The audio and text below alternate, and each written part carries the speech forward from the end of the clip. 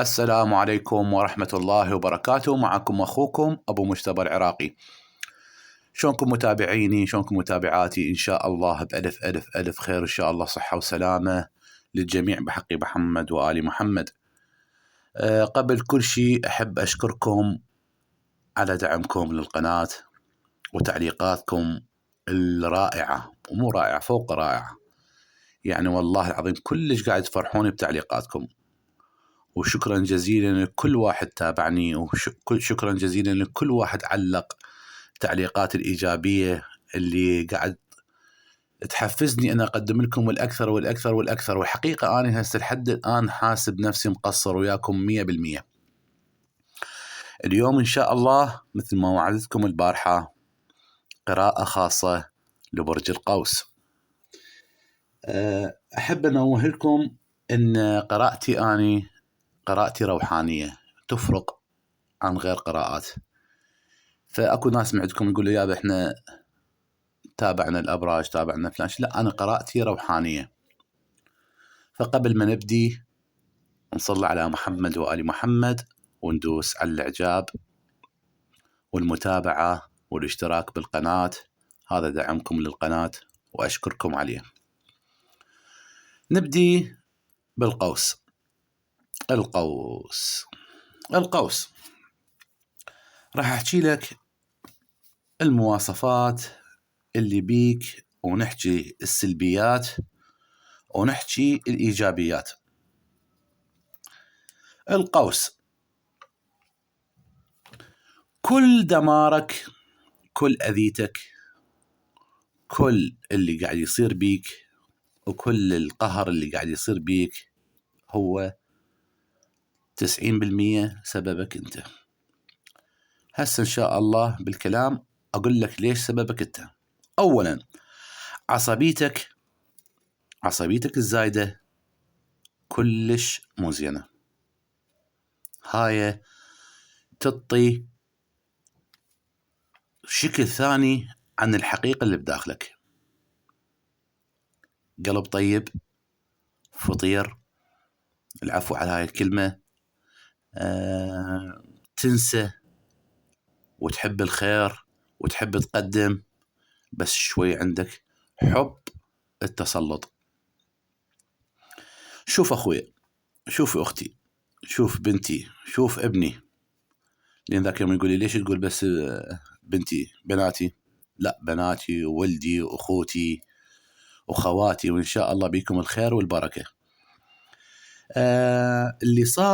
اللي صار بيك قلت لك أنا هذا عندك سبب. شنو السبب مالتك؟ أنت أكو ناس مخه شوادم. شلون مخه شوادم؟ هذولا يجون يشكون يمك، عرفت؟ قصدهم أن يدفعوك ترى. فأنت بغيرتك وبغيرتك والنخوة مالتك تصيرين أنت بوجه المدفع، وهاي يسبب لك عداوات، يسبب لك كره، وما يدرون أنت كلها الفورة مالتك والعصبية كلها 5 دقائق. فأنت ما لك علاقة بيهم يا أخي، أنت لك علاقة بنفسك. 2، هجومك السريع وتصرفك السريع يوقعك بأخطاء. لازم تهدى، وكل تصرف تصرفه فكر بيه واهدى. وهذا اللي قاعد يحكي بذانك ويقول لك هذا هيك وفلان أذاني وفلان هيك، لا تأخذ أنت موقف أخي. أنت مالك أختي، مالك علاقة تأخذين موقف. أنت من الشخص المقابلك وهو ما مسوي لي شيء، مسوي لفلان، ليش تأخذين أنت موقف عليه؟ ليش تأخذين عليه موقف؟ سوال الشيء، اهدوا وركزوا.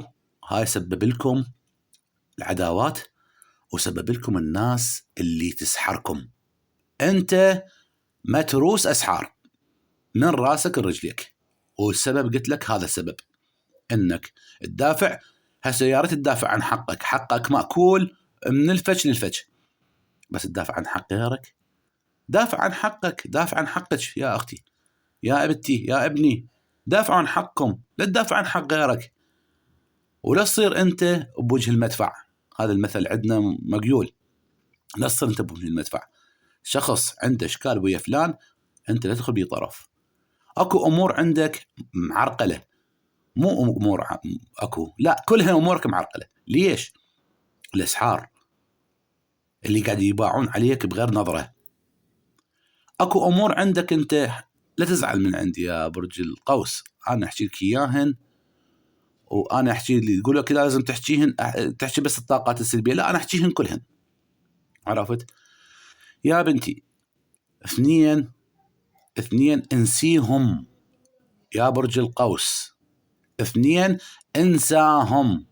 اولا الصديق والحبيب، اثنيناتهم ما يصيروا لك. ليش ما يصيروا لك؟ العوارض اللي عليك والعصبيه اللي عليك، العالم تباوع عليك، ما تباوع على قلبك، ما تعرفك انت قلب منتهي، ورا شويه ورا ربع ساعه تنسى كل شيء، حتى اللي يخطأ بحقك مأكول حقك من الفش للفش، كلك مأكول. وتريد وتشوف الناس، لا، واي كلمه صغيره، اي كلمه صغيره تغير مزاجك كامل. ليش يا اخوي؟ انتبه على نفسك يا اختي، انتبه على نفسكم، لا تغيرون موقفك، لا تغير حياتك، لا تدمر حياتك، لا تدمر نفسيتك. هذول الاثنين ما يصيروا لك. ايس والله ما يصيروا لك، لا الحبيب ولا صديق، هذول من النوادر. ليش ما يصيروا لك؟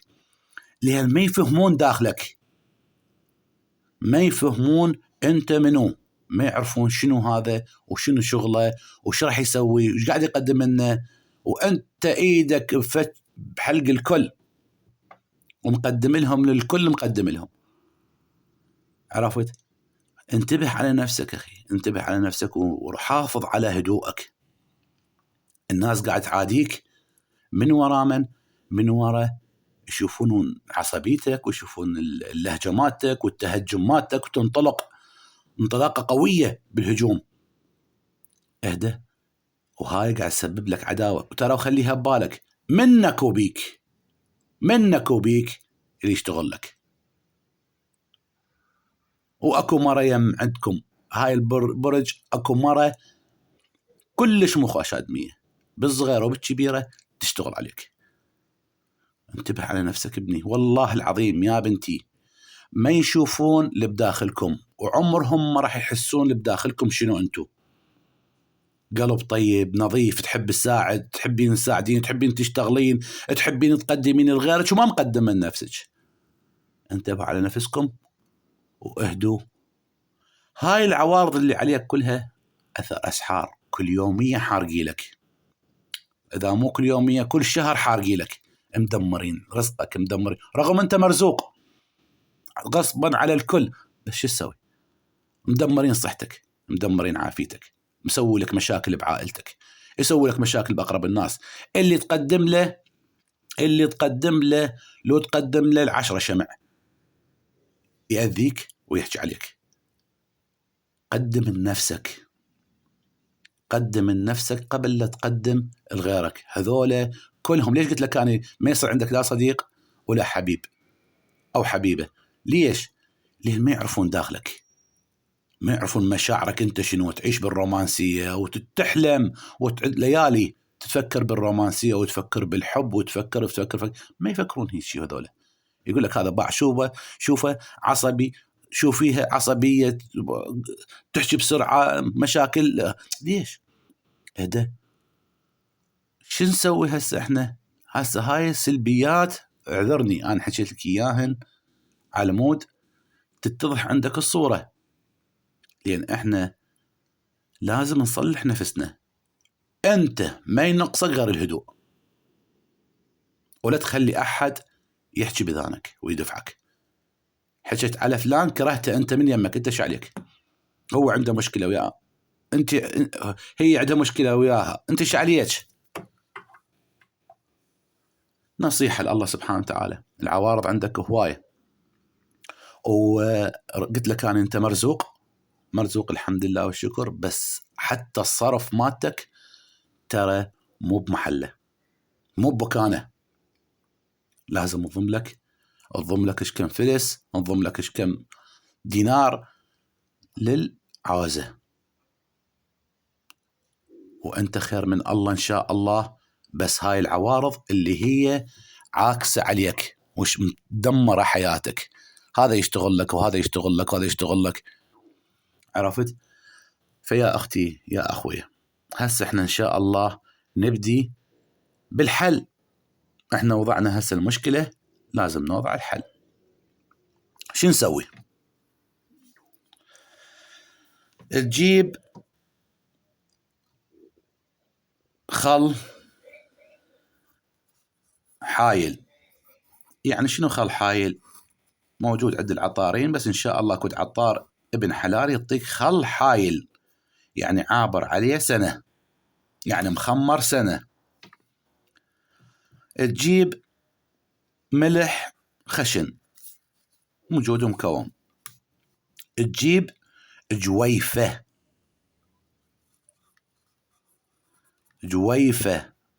حلتيت جويفة، عرفت؟ بس تجيبها خام تصير صفرة مثل العجين، مو مثل العجينة هاي المسكوكة، لا تصير يعني مبينة عليك طبيعية، شلون العلج المر بس معجون هيج. هاي الجويفة تلزمهن تاخذ استكان من الخل الحايل، وتاخذ فد قطعة ريحتها ريحة الثوم، هي الجويفة، تاخذ لك على قد فد 50 غرام. هوش شو تسوي؟ أجيب ورق سدر، ورق نبق، ورق سدر، وورق زيتون، أحطه بقدر وأحط بمي نصه، وأفور السدر والزيتون، وورق 5 ورقات تين يتفورن. وراها ما تفورن 5 دقائق تخليها يفور، تصفيهن، تدير عليهن الاستكان خل حايل، وتدير عليها 50 غرام الجويفة، تخلطهن، تقرأ عليها سورة الجن، تقرأ المعوذتين، وتقرأ سورة ياسين. هاي ايش تسوي بيها؟ كل يعني خلال هاي الفترة، أسبوع شهر، تسبح فد 4 مرات بالشهر. كل سبحة إذن يتخمرن وكملين بردين صفيهن، تسويهن تحطهن ببطل، البطل تحطه بالثلاجة عمود لا يخرب. شو تسوي؟ تطلع على قد استكان، تخبطه بطاسة، ورا ما تسبح وتكمل تخبطه بطاسة بمي حار أو مي بارد، خوش، تترسها للطاسة، يصير تخف الريحة مالته. من تسبح وتكمل تدير على نفسك، بعدها تطلع ما تغسله. هاي الله شاهد، الله شاهد، مجربة جدا قوية، وتسهل لك أمر بكل شيء إن شاء الله. عرفتوا؟ جربوها وادعوا لي، الأبويا والأمي والأخوة الشهداء وركعتين. ولا تنسون المتابعة على القناة ودعمكم للقناة يشجعني أخلي أقدم لكم أكثر، وبعناد السحارين والدجالين اللي إن شاء الله راح أقعدهم. نختم بالصلاة على محمد وآل محمد، وأشكركم على متابعتكم، والسلام عليكم ورحمة الله وبركاته.